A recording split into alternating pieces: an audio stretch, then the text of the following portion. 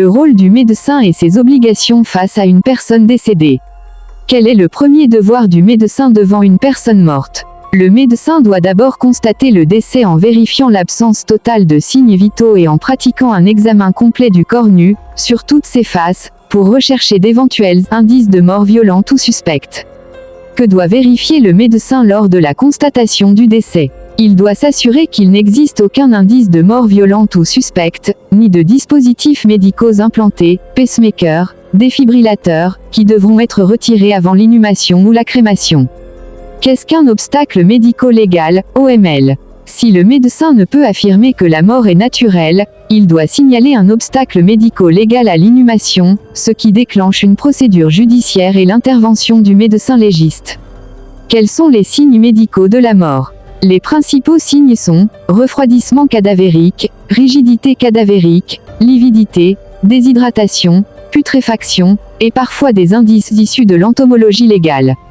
Qui doit annoncer le décès aux proches? Il est recommandé que l'annonce soit faite par un médecin, idéalement celui en charge du patient ou ayant constaté le décès, car il est le plus apte à répondre aux questions sur les causes et circonstances du décès.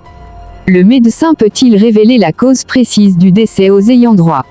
Non, il ne doit remettre qu'un certificat mentionnant la réalité du décès et, au besoin, indiquer s'il s'agit d'une cause naturelle, d'une maladie ou d'un accident, sans plus de précision.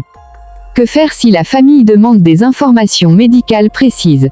Le médecin ne peut pas fournir de détails médicaux confidentiels sauf si cela est nécessaire pour faire valoir les droits des ayants droit, et dans le respect de la volonté du défunt exprimée de son vivant.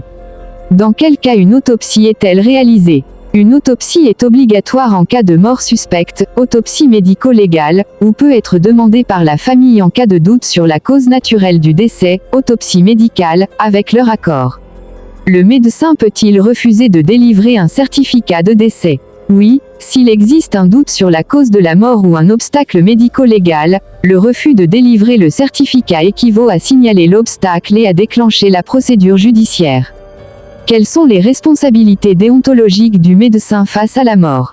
Le médecin doit accompagner le patient jusqu'à ses derniers instants, préserver sa dignité, soulager la souffrance et soutenir l'entourage, sans jamais provoquer délibérément la mort. Ces points couvrent les principales obligations légales, déontologiques et pratiques du médecin confronté au décès d'une personne.